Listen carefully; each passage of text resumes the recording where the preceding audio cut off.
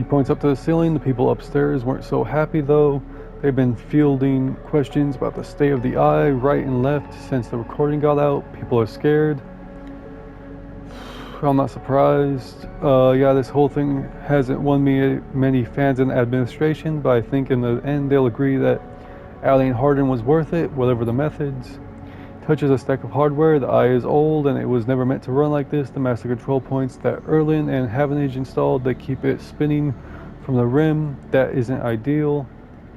But if you ask me if the eye will stop spinning next cycle, no.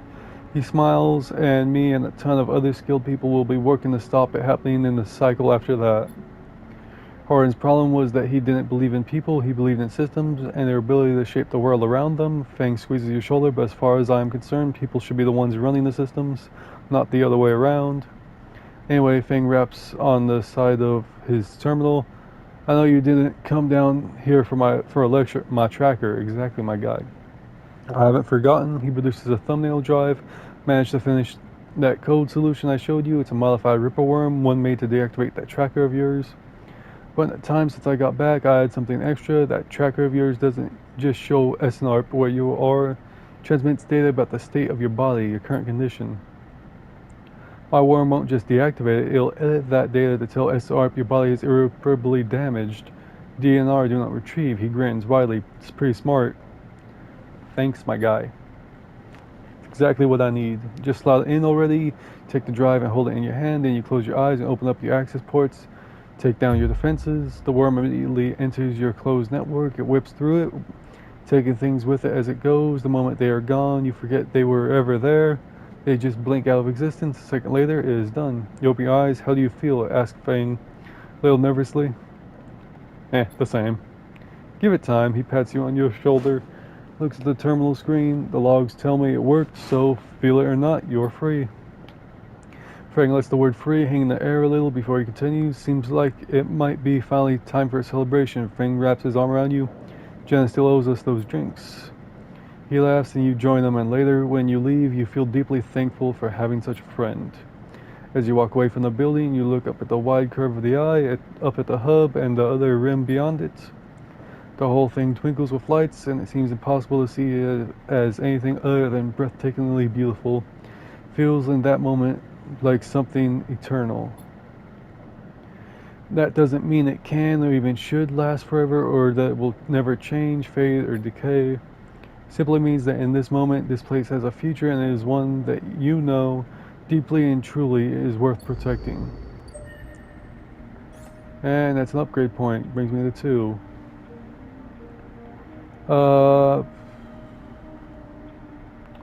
I don't really want any of the skills, so but then again,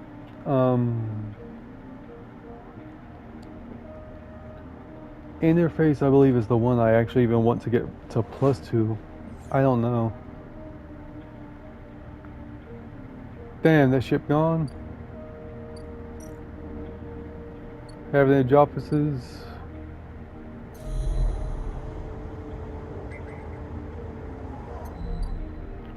Wait, what was I trying to do? Bring mushrooms, find Ashton. Track Ashton, confront Ashton. Work for Rabbi. Wait, did I not just talk to Lemon Mina? I was about to fucking come down and do something? There's nothing, that's gone. There's nothing to do with the offices.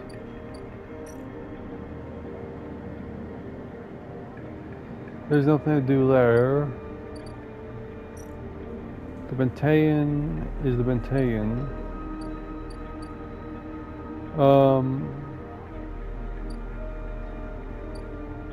I don't see what there is to do.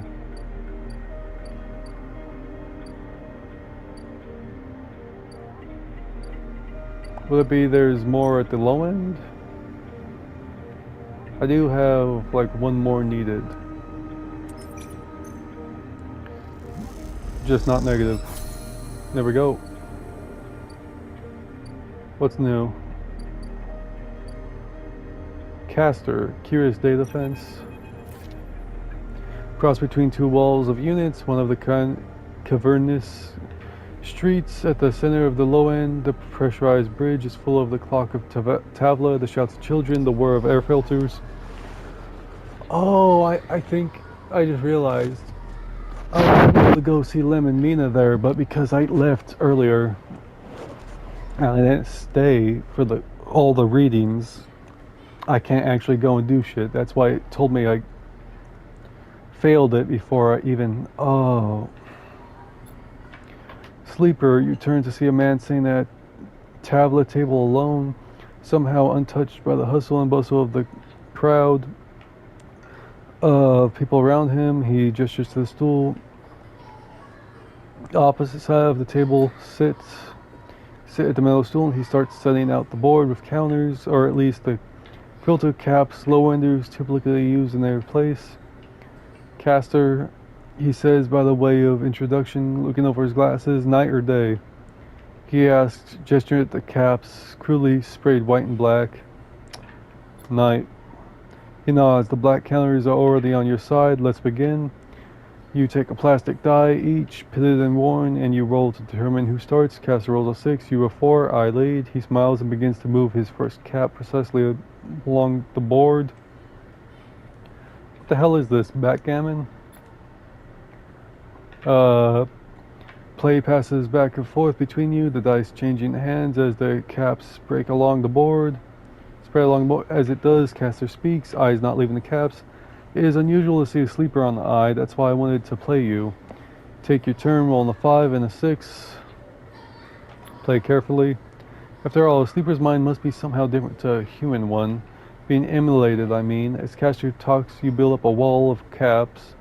Stacking them safely across the board, progress is slow, but you remain unexposed.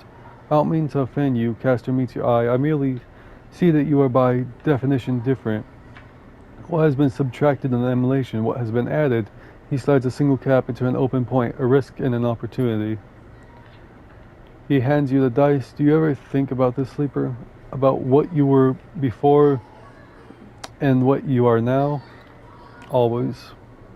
You roll a double 1 and solidify your wall. Caster whistles, the holding game commendable. It can be brave to build from what came before. He rolls the dice and leaps your wall in a single move. But we cannot idle too long, Sleeper. The slower we move, the sooner we are caught. Past is not up to you. The past you is not just an idea. A concept for you is a living, breathing person. He looks up over his glasses, his eyes bright and wide. You split from them like a shadow splitting from its caster. They may be sleeping now, yes, but one day they will awake and carry on with their lives unaware of your fate, no matter what it may be. He hands you the dice, smiling. You are a branch severed from the main trunk, an offshoot who refuses to die, so to speak. You roll again, under pressure now, trying to slip your caps out from under casters before he solidifies control of the game. So what I am curious about is how you see yourself in all of this, Caster asks. What does this tangle of truths make you? Free. Yes, Caster looks away through the glass to the crowd unit on all sides. I can see that. Your life as an escapee was never meant to happen, yet here we are. He starts moving caps, his home board now full. Your life is an offshoot, it can go anywhere from here. Try a few more rolls, attempting to get back in the game, but Caster clears his home board with a sense of the inevitable. He has known he was winning for a while. I feel I may have pushed too far. He slides another cap from the board. I apologize. My curiosity has a habit of getting the better of me. You'll roll to return the cap to the board, but all the spaces are blocked. Caster clasps his hands apologetically. You played well, really. Your weakness is not your game. He smiles warmly. We have much to learn from each other. He slides his glasses back of his nose and sits back. I feel we could share knowledge, ideas, perhaps even data. His eyes glint with that last word. To our mutual benefit, he slides his final cap from the board. It is over. Here's one. I'll see. Please, I don't want to make you uncomfortable. He holds up his palms. My intention is only to help you endure here, and if I am able, feed my curiosities. The game over, you notice the bustle of the walkway once more. Call of the children, the deliveries, the arguments, and reconciliations. They wash over you as you stand and leave, caster nodding goodbye as you do. Crossing the walkway, you replay the moves of the game in your mind, looking for an opening you are sure was there. Yaligan, okay, so give him Yaligan, give him Havenage. So he's just somewhere to sell data.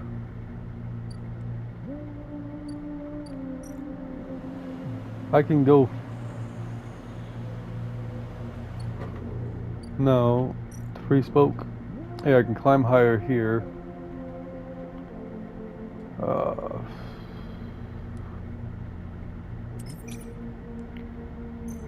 Okay, bam. If this is positive.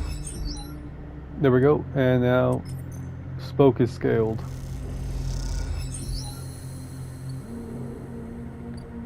I've scaled the Ascender car to ICE Central Hub. I believe I need to go there. PAS import export. Oh, I can just straight buy a ship mine core, but damn, that's expensive.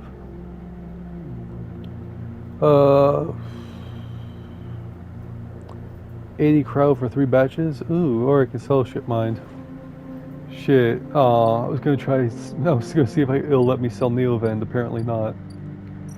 Ascender car. Oh, there is side rail dock. A few things here. Okay. Side rail dock. Scout the dock. Okay. Oh! Fuck. Away on board. How long do I have to do this? Or is it just always here until I can? Okay, so this is what I was needed to go for. Oh, the Ascender car goes down. The hub. I can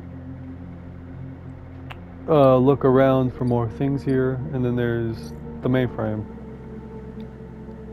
Oh yeah, I need to put Neovend in the mainframe. Let's go. Navigator is now in the mainframe. You slip into the cloud as easy as blinking. Navigator is beside you, their sphere casting light into the strange darkness here. This is not how a mainframe should look. A center, a point of connection. The object in front of you is severed, cut off, a rootless, branchless tree, only the trunk remains. Is killer even here? Quiet, Navigator hisses, and then you see it. Like a blade in the dark, an edge slicing through the void. It glides along at a distance and winks out. Then it appears again, elsewhere, gliding once more, searching. It's looking for us. Blinded, erasure protocol. The moment you make a sound, the edge leaps closer, and you see now it is not an edge, but the ridge of a long, sharp head, like a shark. Glides past, closer now, and you see it into the voids where its eyes would be, should be. You and Navigator exchange looks, both thinking the same thing. It is blind. Killer crosses between you two, smooth as a razor, then disappears. It flickers back in, further away now, and you move close to Navigator to talk. Saw it too then. Killer has been blinded. We need to be careful. Correct. The protocol is clearly operating outside established limits. It may be unpredictable. You flinch as the silent killer appears closer and glides past you. Its empty sockets open wide. Turn the Navigator and notice something strange. The array of spheres is collapsing. The orbits, usually round and even, are decaying. The spheres are following spiral paths, condensing on a central point. Navigator is noticing it too. They go to shift their position to better direct the spheres, but they cannot. Whatever is drawing the array together is holding them in place. They look at you, suddenly desperate, frantic. Get out. You go to speak, but Killer appears between the two of you, gliding through the gap. Navigator freezes, and you see them framed in the empty socket. You realize now, if Navigator cannot move, then it is only a matter of time before one of Killer's sweeps brings them directly through Navigator. And time is not a problem for a protocol that has been running for decades. We look desperately around for a solution, for a way to extract Navigator from the mainframe. Then you see it, 3 branches. The last 3 thin and spindly, feeding the mainframe a thin diet of power and data. Break these and the mainframe collapses once and for all, severing the connections, shattering the hardware. Whatever it takes, they must be broken.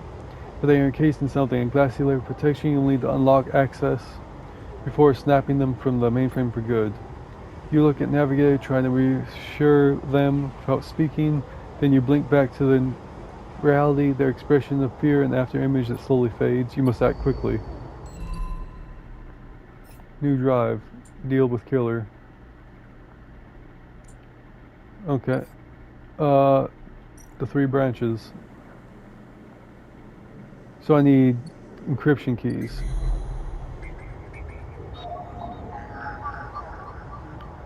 Okay, so yeah. I need 3 encryption keys.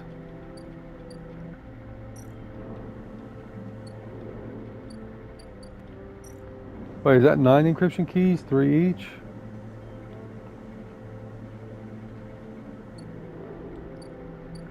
There's no countdown on this, so that's good. I need to descend, that way I can go start the next cycle. Okay, yeah. Oh, I need to eat first. Emphasis. I don't have enough. How much do I have 8. Fuck me. So that means, oh wait, no, I don't get the dice. End cycle.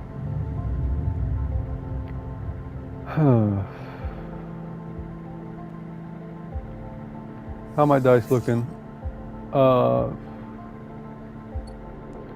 It's okay. But prepared unit. Do that. I have an energy. Okay, cool. Would have probably been better to work and then eat off of the energy. Work with the energy and then use it to buy something to eat. Fucking hell. Okay, so this needs a 4 or 3. I got 3s. Unlock, extract data. Okay. This one needs another 3. Perfect.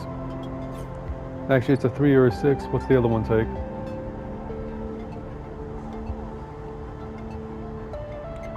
I'm fucking... Okay, this is fucking annoying. No, not that one. This one. A 3 or a 5. Okay, so this one gets a 3. Okay. Oh, fuck. The cloud. Glint like a light traveling along the edge of a wave fills your eyes. Then the blade follows along ahead with 2 dead sockets slipping towards you in silence. You freeze, hoping it will pass you by, hoping that it will not simply slice through you like air. The blade head nears, slides past you almost. It nicks you, grazes you. You are desperate to cry out, to call out, but you hold your silence and simply watch the blind eyes of the killer glide past, empty of all thought. Then the blade winks into the dark and you are alone again. Now you cry out.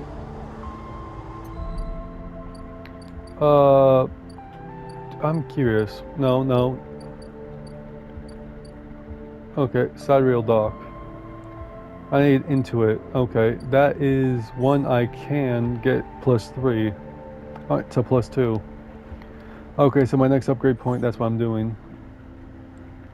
Okay, key node. This one, use a 6. Grab it. There we go. And now, start action. Bam.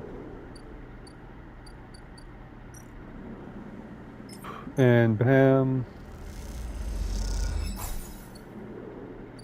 And last one. Bam. So now he is free. Killer is dead, or catch a killer. Oh. Killer protocol has been running for long enough. Breaking the mainframe's final connections will end the protocol. Killer protocol can be isolated without being destroyed. A loop of connections would lock it into a closed system. Catching the killer goes up by 3. Killing it only goes up by 2. But it only requires 3 times of doing it to kill it. It requires a whole ass 8 times to capture it. Which, it being harder, I think would be a better outcome if I do it. So I want to catch the killer. Okay. Let's go Cyberreal Dock. I'll put the 2 in. Let that do that. Oh no, I should have went to work. Fuck. Damn it. I need to stop being an idiot. Oh, now my shit's gonna go down fast because I can't afford. Wait, do I have? Yes, I think I have enough. I needed 12, I have 13. Yes, sir. I do have enough for energy. And it keeps me at 5 dice for 1 more day. End cycle.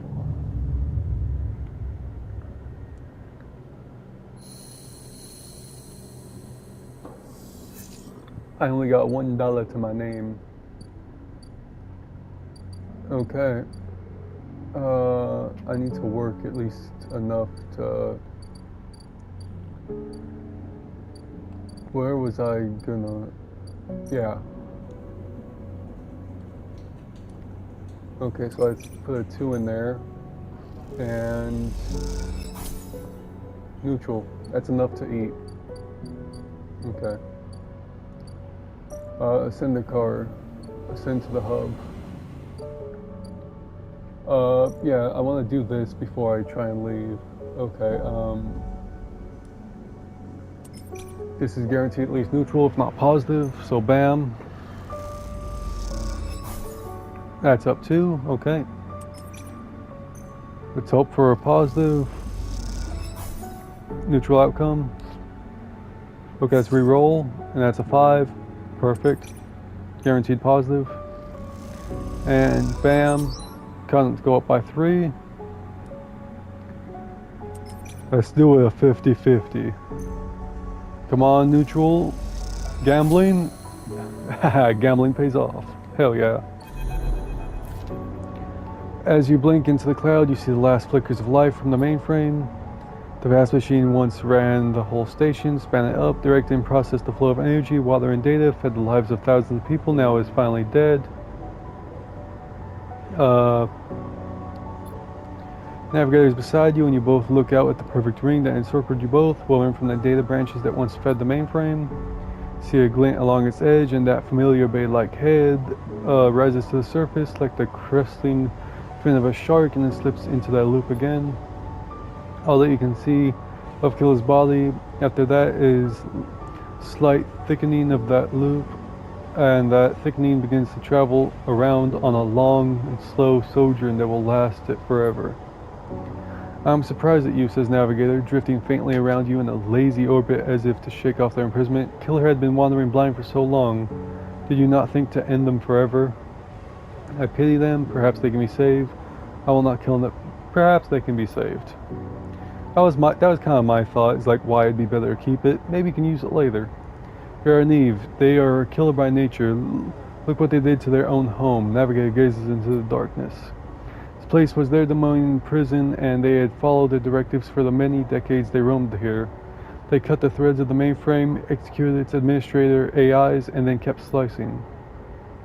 At some point, they cut away their own ability to see, to sense, to taste, to speak, and yet they kept cutting, till only those 3 threads remained. For millions that once thrummed here, only their blindness and chance kept them from making those final 3 fatal cuts. There is a ceaseless violence in the kind of system that creates beings like this, those that will execute commands endlessly, even to their own destruction. Navigator looks to you for your thoughts. I will not continue the violence. Their sentence should be respected. They will suffer for it. I mean, they didn't really get a choice, did they? I don't know. Their sentence should be respected. I will not continue the violence. I guess. System you float in is one built of violence. You would be naive to believe otherwise. Navigator turns away. You reach the data points of the station spin around you, blending with the fixed stars. There is something satisfying about finally wrenching the last threads of control from this central point. It was little more than a ghost by the time you reached it, but this place deserves to be haunted by better ideas than a totalizing system of control. The navigator floats beside you. It is free now. The station no longer presents a hazard for illegal entities like me. They turn to you. They face a cloud of shimmering light. In fact, in time, perhaps it can be a refuge. A refuge, that sounds like something of value, something worth building. A dark shape passes across your vision. Distant curve of something like smoke or oil, a fluid, shifting tank of total darkness. The Greenway, says navigator, following your line of sight. It was cut off the moment of the collapse, so hunter or killer could never reach it. Now it is closed off to us, separated from the cloud. What system is inside it? It may be totally dark, or perhaps some other old protocols are isolated there. Navigator turns to you. We have now seen what decades of isolation can do to a protocol. If we could extract an access cipher, they pause and then blink out of existence. You freeze, shocked by a moment. But a moment later, they appear with a glowing polygon of data. Here, the cipher you need. You take it, still shocked. I am not used to being free, to being able to move and explore and extract without fear, without limits. Navigator does a little twirl. Yeah, twirl, my guy. This will take some time getting used to. Thank you for this gift. They whirl their spheres around you. Shit. I like it when his balls are all around me. The entities of this station will always be friends to you, Sleeper, and I to them. It is true that mutual need is required for friendship, but I must admit I had not considered the value of offering assistance without personal gain. I will think on that. Navigator loops around you rapidly, suddenly eager to test their newfound freedom. But first I will explore. Perhaps there are still intelligences that hid themselves as I did, cased in simple systems cut off. Navigator glows. I should like to free them. And with that, they drift away, flickering, glowing, then shifting so rapidly you lose sight of them among the glittering rim of the eye. Feel a pang of jealousy, free, without a body to weigh you down, or fear to limit you. How must it feel? Your eyes fall on the Greenway and its secrets, though perhaps that can wait until after you have celebrated this victory. Upgrade point, yes. So that's Intuit +2.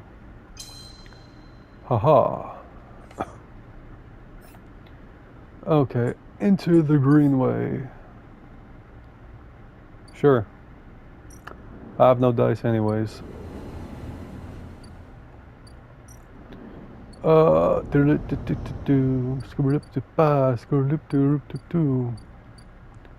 Ankita. You spot Ankita on the track to the farm stack. She has a box on her shoulder and is working her way down the slope. She sees you as she approaches. Neither of you speak for a moment. She looks tired, pale. Her hair is tangled and clumps of dirt cling to her armor. Both eye each other. Ankita. She holds up a hand. Sleeper. She takes a deep breath. I'm sorry for what happened. Truly I am. She looks down. I am sorry you ended up in the middle of this. When all you have shown me is kindness. She rubs her face. I'm sorry. It's okay. She nods and looks up at the stars. She stops herself. Thank you. Ankita shifts the weight of the box on her shoulder. I've been preparing for. She grimaces. Look. She sighs. Can you come with me? It's easier if. Lead on. Ankita leads on down the dirt path between the pillars. There is a wind passing through the Greenway, a quirk of the air currents the biosphere maintains, and it ruffles the leaves softly. Sound makes the silence more obvious, more complete. You try not to think of the last time you were here. You have been trying not to think of it for the past few cycles. The image of the sleeper, sprawled, twisted open, connected to the ship mind, has been hard to forget. You realize Ankita is leading you back there. Back into the drum at the center of the stack. You pause, trembling a little at the threshold. She turns.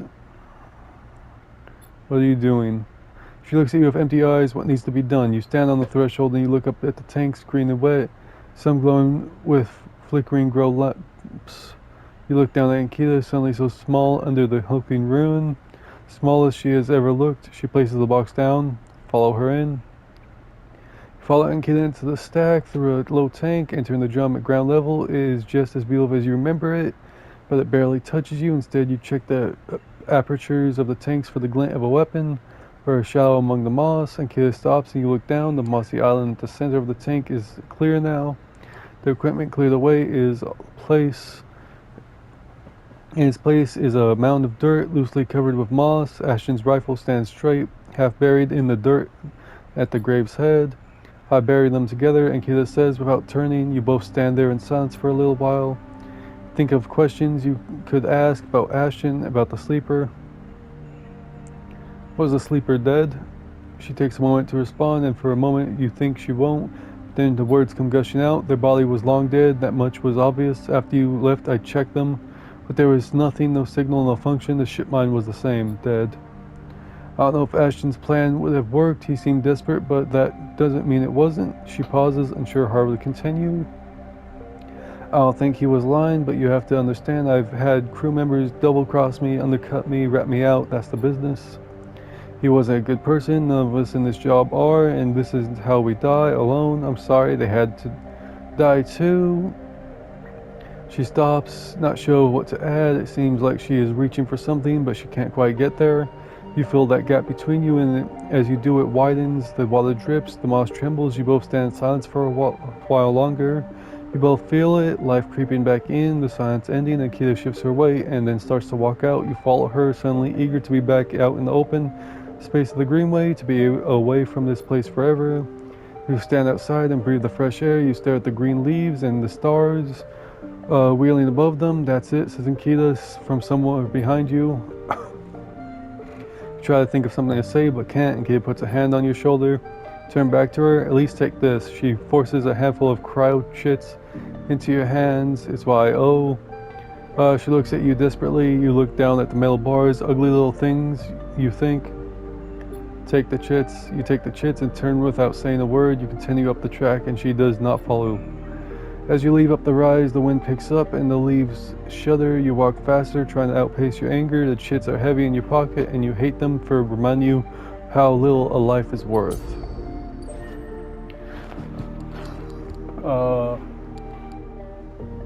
Cool. Damn, that's a lot of chit. Fucking, I don't give a fuck who died. Damn, that's my money. Okay, and now Greenway. Slot in the cipher and bam. Greenway rolls beneath you like a silt-choked river. If what Navigator said was true, then no one has accessed these networks since the collapse. The hunter and killer protocols have never set foot here, never cleared out the intelligences in the systems. So why then, you wonder, does it look so dark? Is it just that the bit rot has set in, the entropy of systems reducing everything to shadows and light? You watch as the slotted cipher fizzles in the one open, distorted gateway on this entire rim of the station. It flickers and winks out, and then you are fallen into the flow. Whoever of swirling darkness, you are spun by it, twisted by it, lost in it. Bro, I'm lost in the sauce. It's not that the greenway was hiding in the darkness. It is made of darkness. It is filled by this substance, this process, this swarm. Now you are among it. You notice that a swarm is exactly what it is, 1 billion individuals moving in a flow. There is no network map here, no nodes and threads, only a storm of interchangeable points, shifting configuration endlessly. Then you see them, a figure turned away, the only bright spot in the dark river. You push closer through the storm. They are facing away, at least you think so. They are so fractured, so overgrown that it is hard to tell. Even from this distance, you can see their flesh is moving, flowing. Okay. You watch silent as they stoop and reach down. In their hand is a dark shape, and with twisted fingers they press it down into the loam of data beneath them, pushing it through this trembling soil. Then they move away, go a little further, and repeat the process as if they were sowing a field. You push forward, but somehow, despite their slow and deliberate speed, they move faster and they quickly fade into the storm. You reach the point where they planted the object and look down. There it is, a glassy, shifting polygon with something inside. You reach down and pick it up. It is cold, but it thrums with energy. You look towards the path of the figure, but they are long gone. When you blink out of the cloud back to the leaves and the dappled light of the greenway, you hold a seed in your hand. A seed. Gardener's seed. You need to find somewhere that's safe to plant this gift. Okay. Find a nurturing grow bed for the seed. Easier said than done. I'd have to go through here, wouldn't I? It wouldn't be in the wastes. So it'd be in here, or if... There's more to find on the greenway still, right? Yeah, 2 more.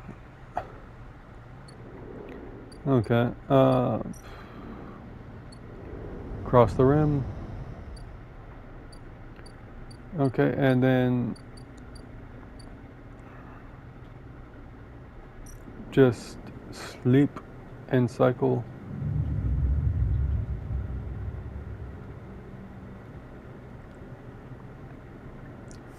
Alright. Ooh, 2 6s and 2 1s. Cool. Oh, I got an upgrade point. Cool.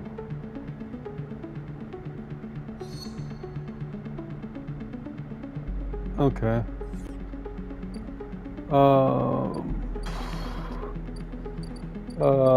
From here I need to go up. Okay. Go to the dock. And bam. And bam. Okay, I'm 1 away from a way on board. Leave it like that. Descender car, descend to the rim.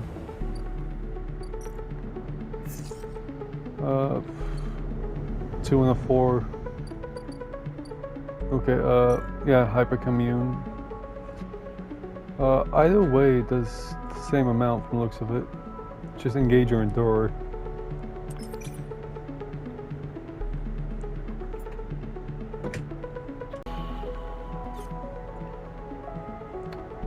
I don't feel like this is just work. I feel like is what, like this is the shipyard. Like I'm almost done with Greenway. I'll just finish Greenway and check. This does not provide as much as Endure, but it is a +2.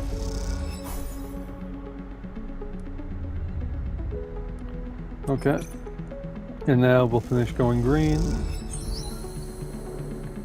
And new drive discovered. Where is it? Grow mushrooms? Clear the aviary. Is that what this is? The aviary. Once a corporate garden for impressing guests. Change tweak. Now this is a chamber. Is a mess of overgrowth. You can change that. Okay, so I think this is where I grow the seed, yeah. Is there nowhere to get the fucking mushroom? There's some mushroom groves. But it's only Girol caps I can get. Or grove spores. Where do I get the mushrooms? Are they in the commune? Because that other mushroom I can't find. Okay, so I need to come over here. Emphis.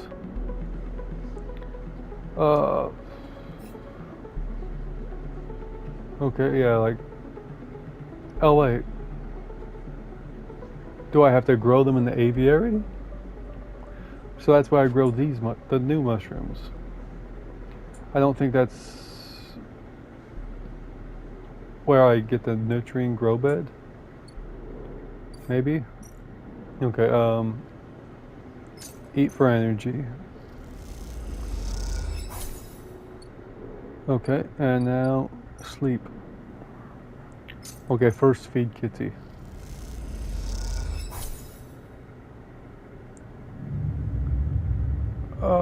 Then end cycle. Okay.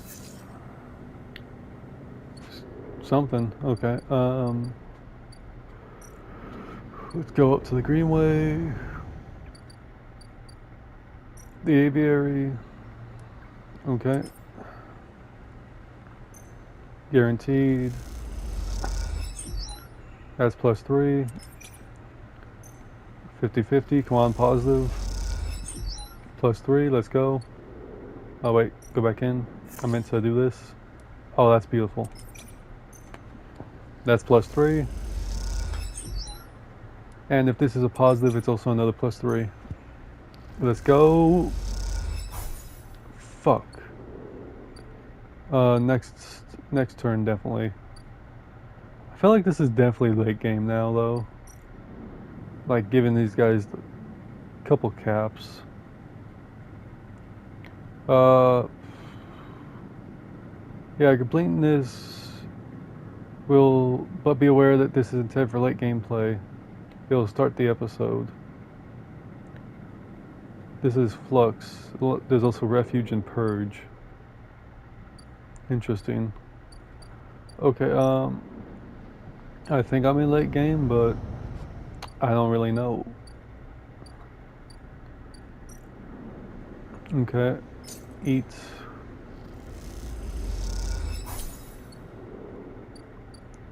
I mean, this feels like late game. That's 3, 6, 9, 12. Wait, 3, 6, 9, 12. Yeah. 13, 14, 15, 16, that's 16 more upgrade points. Okay, that is a lot of things, if I can even max out everything. Okay, end cycle. Okay.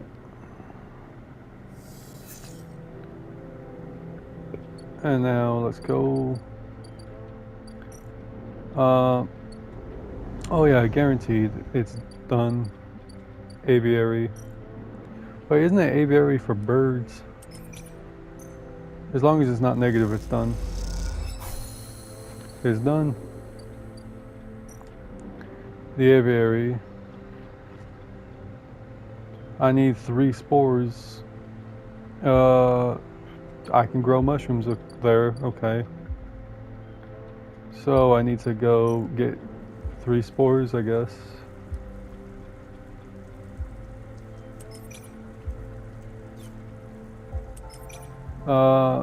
Let's do that. +2. Nope. Here, okay.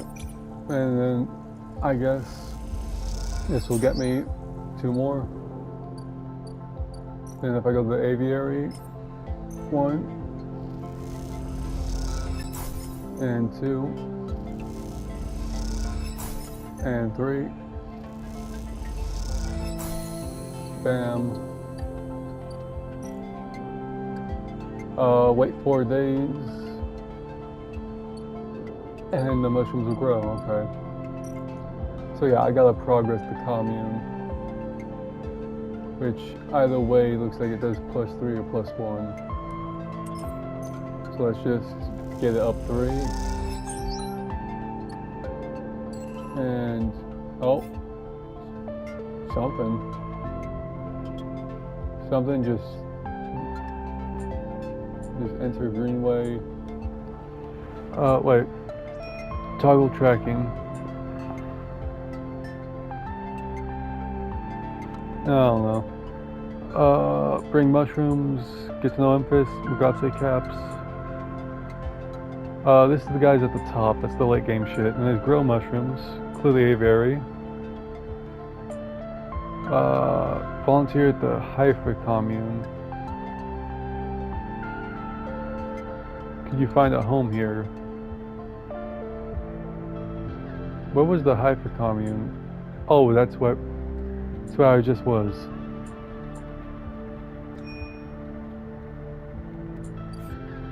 Yeah, that's the Haifa. Okay, yeah.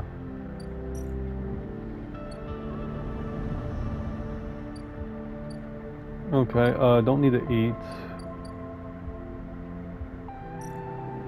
There's only the one thing that I'm waiting on a cycle for, so end the cycle. It's just the mushrooms I'm waiting on, nothing else. Cool.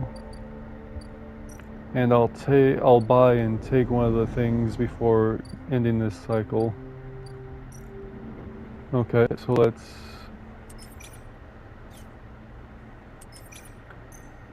put that in. That's a 3. Put that in. That's hopefully a 3. Only 2. This is a 3. And that's guaranteed. Okay, cool.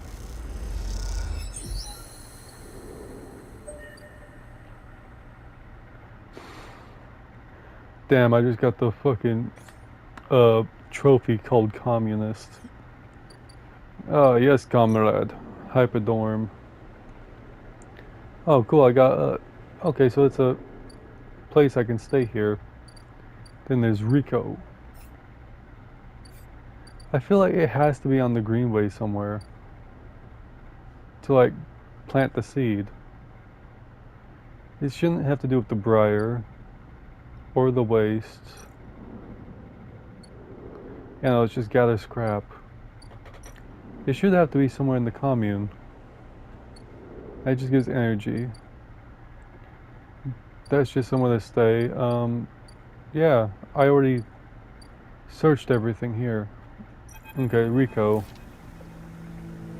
You heard down the Haifa compound, following a blue painted line that is labeled laboratories. The member you were assigned to work with told you they'd asked to see you, but you still have no idea what about. Head of Haifa Botany. Okay, that line takes you to a blue door and through to a glass roof chamber where a network of stems and leaves filters the sunlight coming through the ceiling, casting the whole chamber in a strange yellow-green. Peaceful, isn't it? Distracted by the green, you miss the woman standing at a lab bench, camouflaged by the dappling lights. Welcome to my sanctuary, she smiles. Come, let's talk, she says and beckons you closer. What is this place? Here, these were processing centers for the agriculture of the old corporate station. She offers a hand to shake. I'm Rico, I run the botany program at Haifa. What is Haifa? She looks surprised. You've been working in the compound for a while now. I'm surprised you don't know more. She lifts a tiny sample jar. Yellow spores dance inside. Haifa lives off the land of the greenway. It's what allows us to live like we do. No one here pays or is paid. We sleep here, we feed each other, we work for each other. Communism. Rico walks away from the bench and waves for you to follow. She opens a small door and leads you down a glass corridor, surrounded by vivid green. All this, she says, gesturing at the overgrowth, it's a kind of miracle. She looks at you with bright eyes. What do you think usually happens to plants on stations like this when they are abandoned? They keep growing. If only that was true. No, they do not. They dry up and then they die. She leads you left at a crossroad, but here they endured. She smiles to herself. Actually, no, they thrived. You look at the bright tendrils wrapped around the metal frames of the corridor. They look dominant, strong, like they are taking control of this place. Rico continues. Of course, Solheim tried to create a stable biosphere here, patchworking the surface with gardens and algae, tanks that fed into a network of microbial reclamation systems, but the greenway was always envisioned as extractive, a place from which the harvest is removed and sold to those living on the station, not a closed loop. For this reason, when the collapse came, the greenway should have gone with it. Erlen himself was so convinced of it that his first colony never even came here to try to reclaim it. The Eye instead relied on outside favors and influences, shipments from the inner system and small-scale agriculture systems like kelp and fungal farm stacks. And yet here we are among growth and decay, a biosphere flourishing. When Haifa came here, we expected to find only vacuum-dried stalks and leaves and perhaps some fungal colonies hidden in the mulch. But we found a jungle. With this, Rico hits a button on the wall and leads you through a large pair of double doors into a huge impossible chamber. It is every kind of green, from the pale algae tanks to the dark vines that surround them. It is wet too, a rarity on the eye. Condensation clouds the light from the high glass roof and gathers on the shiny, broad leaves of shrubs. How?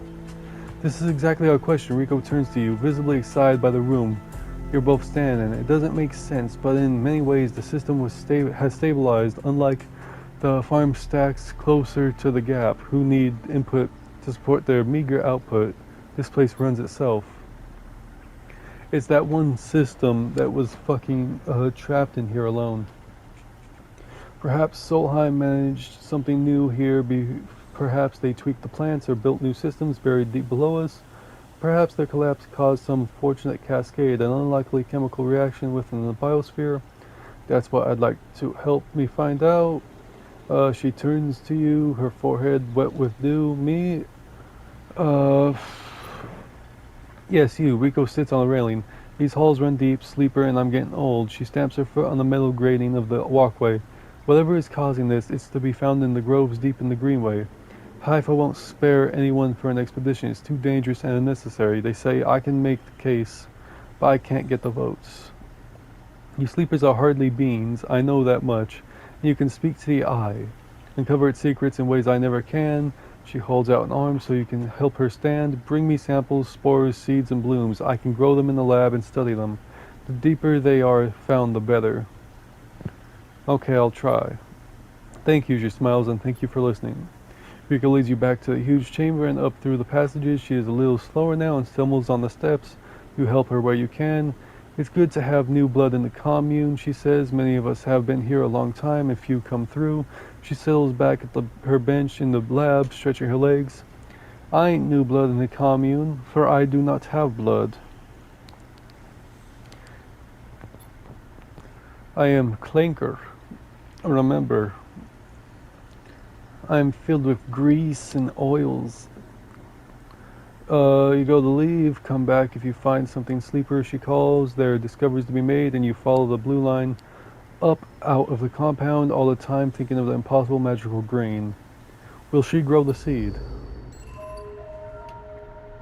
If I give her seed, does she grow seed? She wants spores. Here, have spores.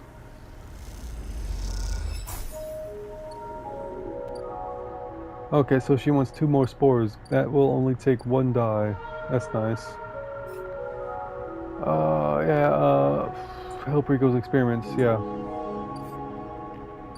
I mean, it's the only way I guess I can go. Besides waiting for the aviary. Plus cryo, I get food.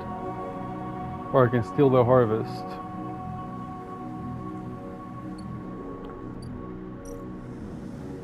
Which it just gives me a shit ton of energy. It just maxes out my energy. There's no reason to do it, really.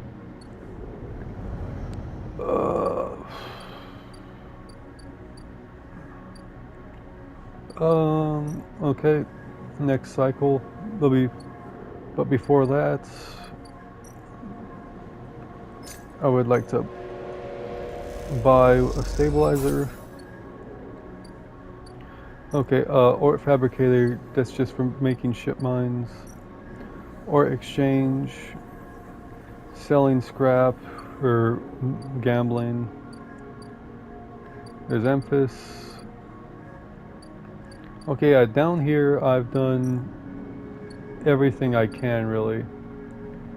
There's nothing new to discover, that's just selling information. Or ship mine fragments, okay. Those are scalpers coming by.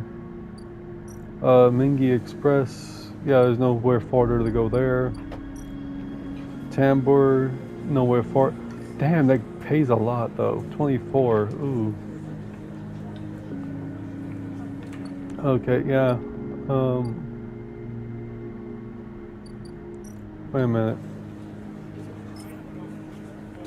The Yanigan Enforcer base here has been paying low-end residents for information on half-inch movement. Okay, so yeah, let's just sell it. Shit.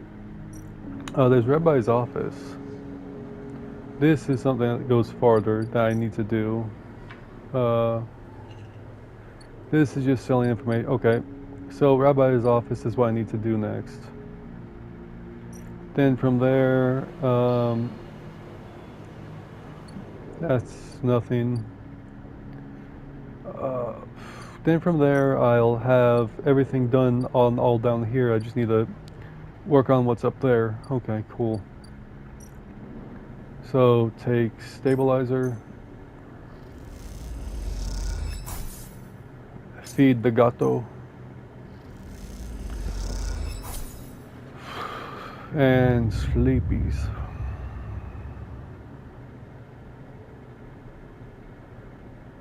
I feel like if I feed the cat enough times, something will happen, even though it's not like labeled like something would. Okay, so let's go across the way. Need to wait 2 more cycles for my shrooms. Yep. Okay, but the lab wants spores, which if I bam, yep, guaranteed. That's 2 spores, right? That's 1 spore. Fuck you. Come on, 1 more spore.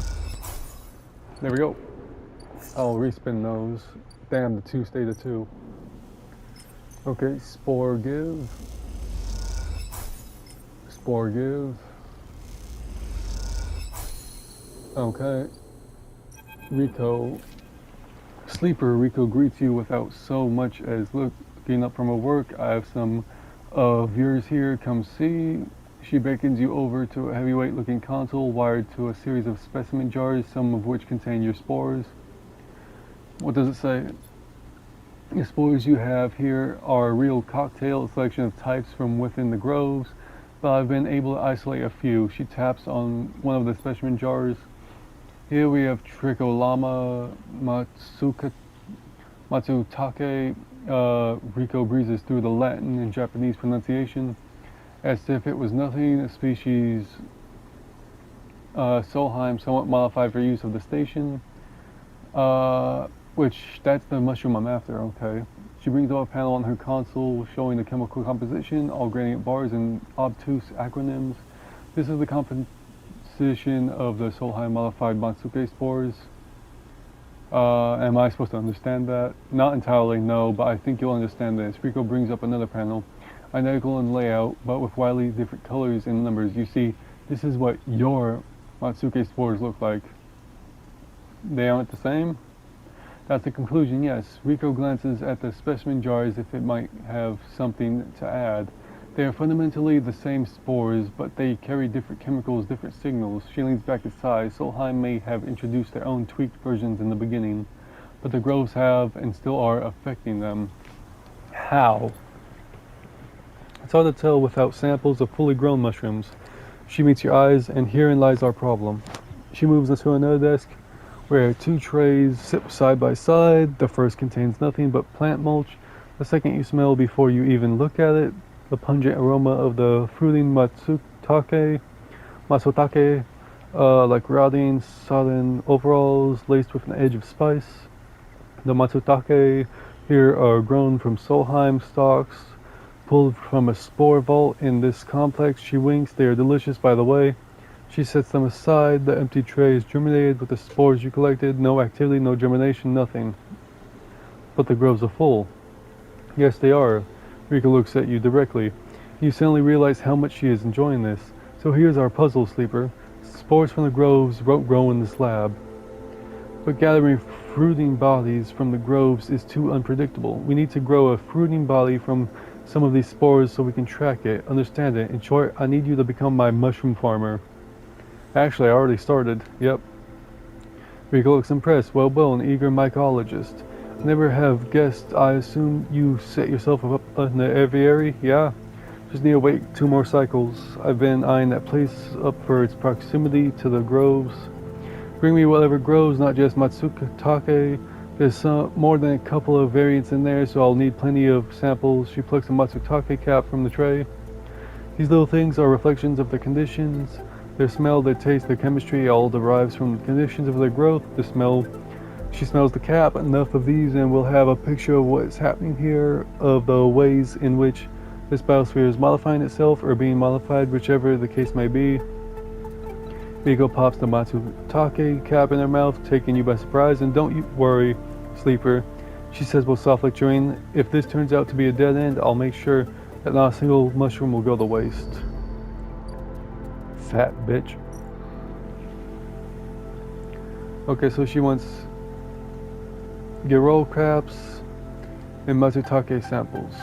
Okay. So I have to grow those myself. I can go buy those. We got buy these. They're both repeatable.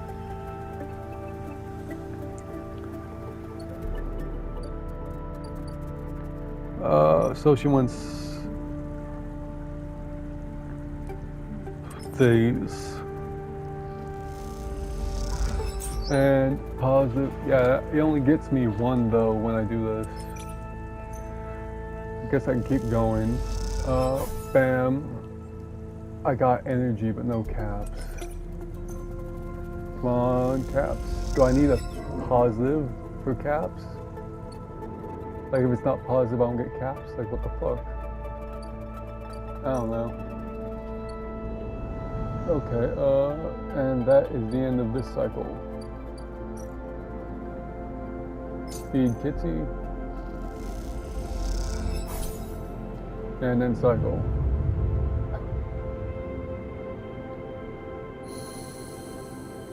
And recycle. Bam. Oh, them some goods. Them some good rolls. Okay, so that's guaranteed I'm gonna get all the caps I want. Yeah, because, oh, shit. It's bam, that's a cap. And then bam, that's a cap. And then bam, that's a cap. And then, oh, that is beautiful. That's a cap. And that's a cap. Bam, 6 caps. Let's go. One more cycle and the aviary is done, so that's the next cycle. Come here. 1, 2, 3, 4. Oh damn, this is gonna get this done right now. 5, 6. Didn't even need to give her my Matsutake. Rico meets you at the entrance of the lab, leaning on her crutch with a glint in her eye. Walk with me, sleeper. I'd like to tell you a story. She makes her way down the corridor that leads back up towards the main commune building. When people first crossed what we call Founders Gap into the Greenway, they did so against the wishes of Andre Erlin. At the time, Erlin was trying to stabilize the Union and establish control over the Eye in the wake of Solheim's collapse. It was chaos, competing factions, failing systems, so many dead and injured from the riots. That was his priority. You both crossed through a glass roof tunnel, the greenway outside, crowded with vines and branches dampening the light. Erlin had written the greenway off from the rest of the station and linked to a broken spoke. He claimed it was only a matter of time before everything here would die. He refused to let anyone abandon their duty to the Union and cross. They were traitors to the cause or as good as. Rico continues, making her slow but steady way into the inner gardens of the commune.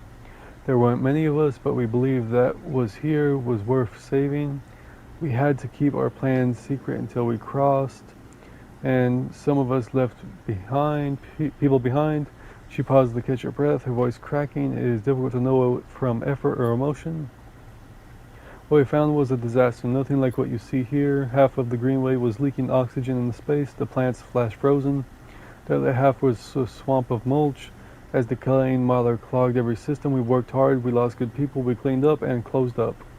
But it was never going to be good enough. After many, many cycles, we all knew this place was doomed, but we kept on working, talking less and less because we couldn't face it.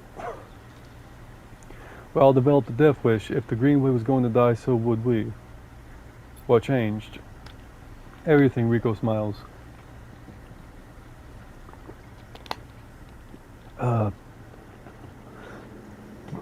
Oh, fuck. Ooh. We crossed some invisible boundary, tipped some biological scale, and Greenway started to recover. Plants flowered, crops sprouted. For the first time we reaped the fruits of our labor. Rico smiles looking up at you. We thought it was us that we managed to do just enough to end the cycle of decay. Thought we had saved the Greenway until today. You passed into the grow beds of the commune, rich with the hustle and bustle of Haifa members planting and harvesting. For a while, Rico was quiet, and you both simply observed the hypnotic movements of the work crews, the eager chattering washing over you like a wave. Rico smiles to herself. I should have known, of course, that our arrogance was unfounded, that we needed to believe back then. We needed a myth to bring more people across the gap. You both move into a smaller corridor. Rico following some direction unknown to you. What you have shown me is that back then the Greenway saved us, not the other way around. Tell me, have you ever consumed one of the Matsutake or Goro caps you have been growing? Yeah. I imagine they were delicious, nutritious, almost uniquely so. Oh, the ones that I grew? No. They don't sprout until tomorrow. These are from the other fucker. Or the wilderness. She muses, after all, they were designed for you. Rico has a mischievous look. As first, I thought it was the location they were grown and that made the mushrooms from the aviary, from the labs, or from the grove different to each other. But what I have come to understand is that it is the person growing them. Matsutake and Giro caps you brought me are totally unique, containing compounds never usually found in similar specimens in my possession. Many of these compounds aren't even digestible for humans, but for a sleeper like you. Rico smiles as she leads you into the eternal garden of the commune, where the Haifa members have planted species from all over the Greenway. Back when the tide turned, when the Greenway started to recover, we all felt something. The response, it was that if this place was not just alive as a forest is alive, but alive in other ways, communicative, responsive. We shrugged it off at the same time, but now I understand why. Rico stops and turns to you. This place is responding to us, adapting itself to us. It is growing fruiting bodies for you, for me. It is adapting, changing. It is, in short, displaying all the signs of sentience. So you tell me I plant mushroom, and the mushroom say, "Hey yo, Clanka, I'm gonna make myself perfect just for you, aight?" Fuck. Okay. The Greenway is sentient? Perhaps not the Greenway, but the ecosystem itself, or something within it. No. It's the system that's still alive over here. I forgot what it was called. The gardener. The gardener saw me planting them. And it's like shit. Make it better for the robo. When you have been growing the girolles and the matsutakes in the aviary, those species so familiar to the Greenway, have you discovered any others? Not yet. Good odds. If you do, can I ask that you immediately bring them here? I believe it is only a matter of time before they bloom. You look around the garden, amazed at the sense of peace within it. Rico interrupts the silence. There is a species of mushroom that I haven't seen in years. It is dark, short-shaped, like a club. We first found it in those early days, but when we were working to save this place, it was around the time that we started to lose our first members. They were succumbing to some infection, some mold growing deep in the dark mulch that drowned this place. At that point, we thought we were lost, and then these mushrooms emerged from that same black mold. We tested them, saw that they contained some compounds that counteracted the mold. They contained an antidote. Of course, as a botanist, I saw this as a part of the natural process of this ecosystem, even if the time scales seemed absurdly short. But what I am wondering is the antidote was gift. Rico, meet your eyes. Perhaps if you are patient, you will receive your gift too, sleeper. Both sit for a while. Rico, seemingly done telling stories for today, you watch the light playing off the leaves and plants around you and wonder what forces could be at play in this place. After a while, you stand and leave with a quiet nod to Rico, leaving her to her memories. Alright. So, club head samples. Needs 3 of them. Okay.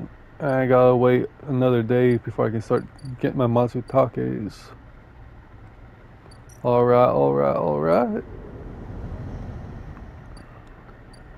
I can afford one more dosage sample. Feed Kitsy. Sometimes they'll let you stroke them, sometimes not.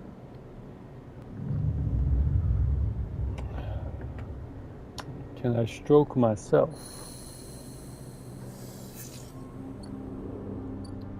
Never mind, I didn't say nothing. Okay, let's look at my shrooms. My little drug garden.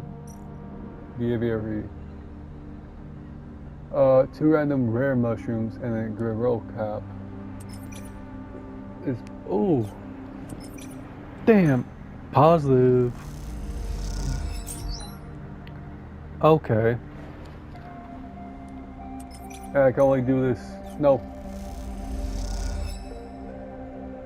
This one. So I can only do this 3 times a day. Okay, cool. And then another positive. Alright, now I can go give 3 of those to Emphas so that he only wants 2.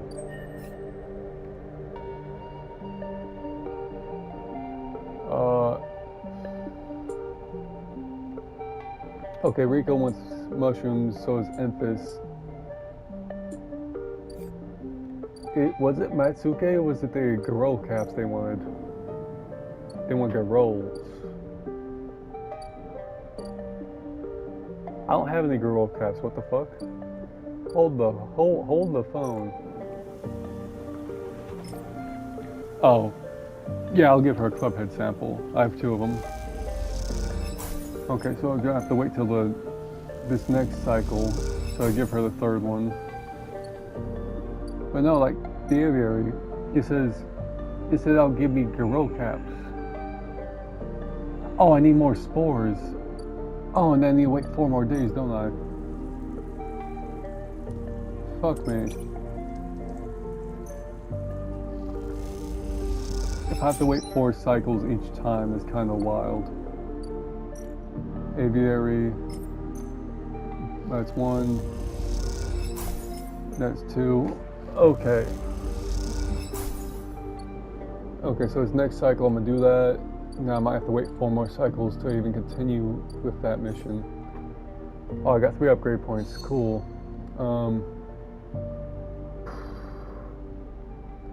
Just put engage up to +2. Okay, Fairy, take it down.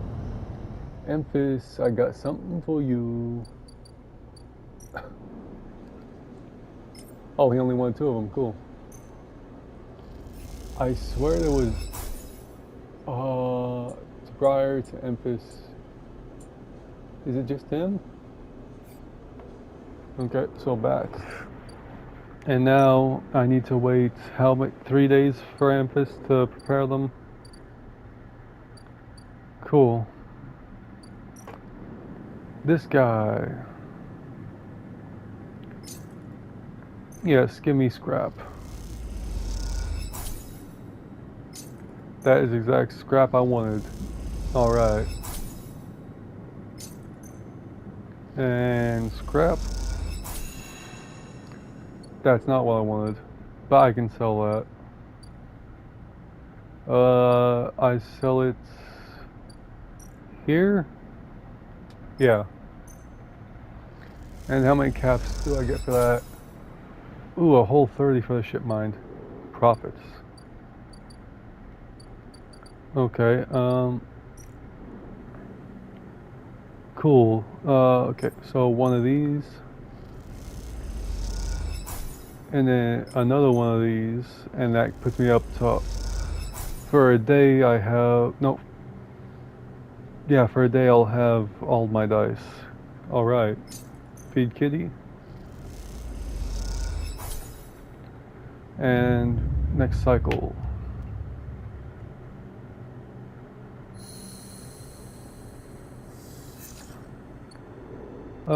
Dice ain't looking the best, but that's fine.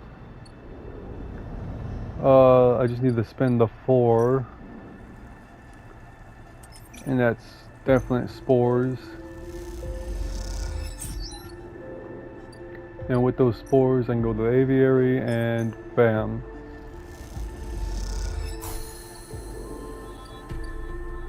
And I need to wait 4 cycles. Yep, 4 cycles again. Okay, so within those 4 cycles, I gotta do a bunch of different shit. I need to get food. No.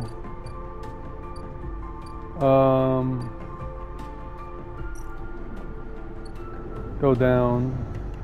I need to eat something for energy.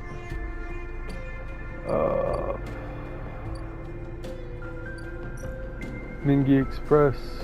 I cannot eat here. The tea house. I cannot eat here. Bro, why is every place not like eat no more? Oh wait, I can, yes, I can cook these and eat these myself. Haha.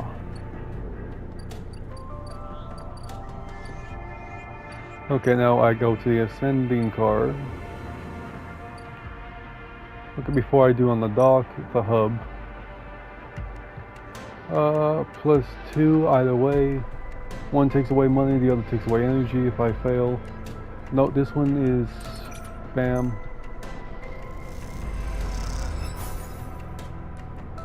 Okay, and then bam, that's up 2. As long as I get good rolls. Ooh, yes. So that will be up. Now it's up to 50-50. No, it's 75-25. Yes, sir. Okay, so I found the Gimbal Lounge. OH. Spinning sphere claims to produce therapeutic gravitational effects. Doesn't, but they sell food. Okay, so 14 for some food. Is this another house? The only place to sleep on the hub, hacked off a colony ship and welded to the ring. It's surprisingly expensive to rent. Let's rent one. Is this just another room? Capsule 0451 unlocked.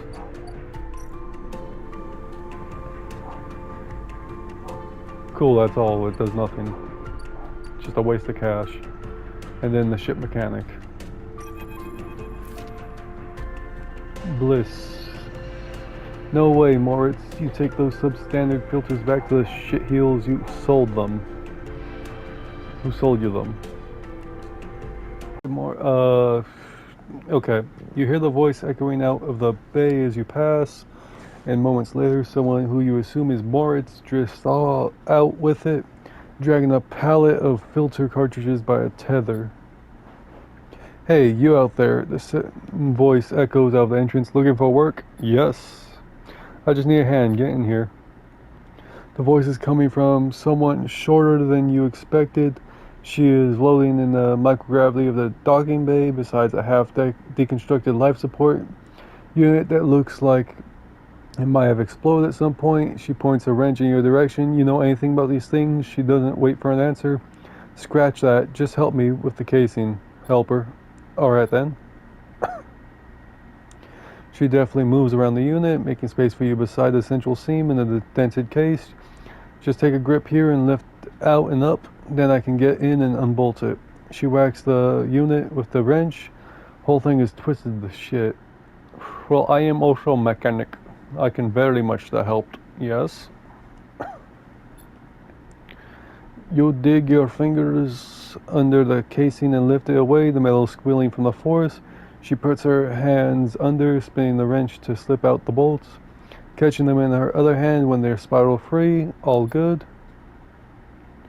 The casing lifts off, revealing the ornate piping of the unit's interior. She whistles at the mess of ducts and filters. By the way, everyone calls me Bliss. She pats you on the shoulder, offering little in the way of an explanation.